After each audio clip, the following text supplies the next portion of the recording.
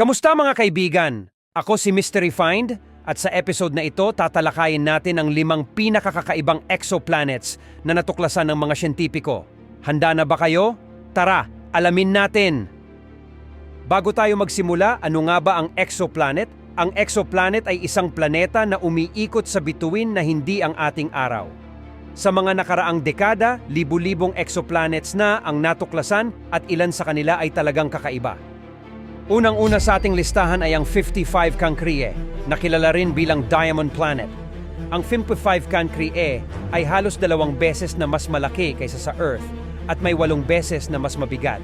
Ngunit ang pinakakakaibang katangian nito ay ang posibilidad na ang planeta ay puno ng diamante. Ang planeta ay napakalapit sa kanyang bituin, kaya ang temperatura sa ibabaw nito ay umaabot ng hanggang 2,700 degrees Celsius. Sunod naman, ang HD 189733b, isang planeta na mayroong blue hue na kahawig ng ating Earth, ngunit huwag kayong palinlang. Ang HD 189733b ay isang hot Jupiter, isang gas giant na napakalapit sa kanyang bituin.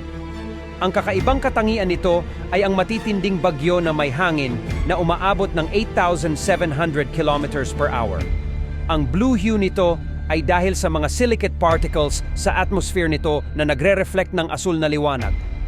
Pangatlo ay ang WASP-12b, isang planeta na literal na kinakain ng kanyang sariling bituin. Ang WASP-12b ay napakalapit sa kanyang bituin na ang gravity ng bituin ay hinihila ang mga materyales mula sa planeta. Dahil dito, ang WASP-12b ay nawawala ng mass habang umiikot ito sa kanyang bituin. Ang planeta ay isa ring hot Jupiter na may temperatura na umaabot ng 2,200 degrees Celsius. Pang-apat sa ating listahan ay ang GJ1204b na kilala bilang Waterworld. Ang GJ1214b ay halos 3 beses na mas malaki kaysa sa Earth at mayroong makapal na atmosphere na puno ng water vapor.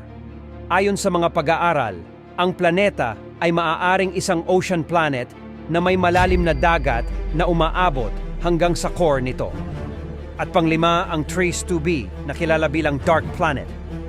Ang 3S2b ay isang gas giant na napakalapit sa kanyang bituin, ngunit ang kakaibang katangian nito ay ang pagiging napakadilim.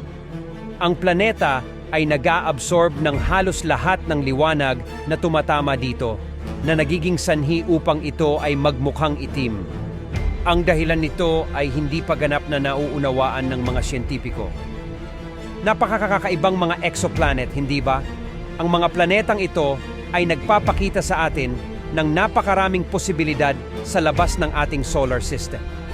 Salamat sa panonood mga kaibigan. Huwag kalimutang i-like, i-share at mag-subscribe para sa higit pang mga kaalaman tungkol sa ating kalawakan. I-click ang bell icon para sa mga updates. Kita-kits ulit sa susunod na episode. Paalam!